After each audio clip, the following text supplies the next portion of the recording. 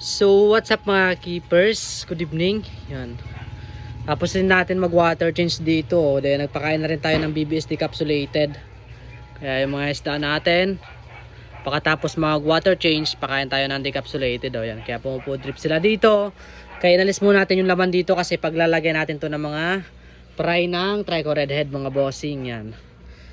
Kaya dyan muna yan. Available muna yung isang aquarium dyan. Yan o, mga PKBM Red Eye, pumupudrip sila.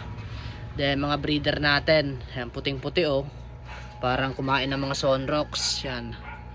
Grabe, quality. Yan. Dito tayo, pati dito sa mga reptab, natapos na rin tayo makapag water change. Nadagdagan na rin natin, nalis lang natin yung mga poop. Then yung mga quarantine tank natin.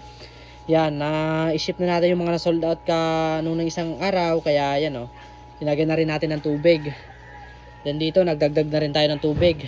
Pakain tayo ng BBSD capsulated. Yan o. Diba? Dito dagdagan na rin. Yan, napakain na decapsulated.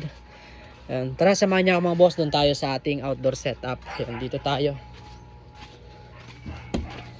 Yan o, outdoor setup natin mga boss. Tapos na rin tayo dito magpakain. Sa susunod dito ako mag water change o. Dito ako mag water change kasi tinalunan to ng palaka, na may nakapasok ditong palaka, kaya kailangan natin to i-water change. Pero nakuha naman natin. Yan o. Pakain na rin tayo dito ng mga BBSD capsulated. Yan, tapos na rin. Then may mga dapnya na yan. Nagko-culture kasi tayo ng dapnya. Dito nakalagay yung mga dapnya natin. Ito yung mga Trico Redhead natin. Ipapasok natin yan. Kaya may available na aquarium dun sa isang stand natin.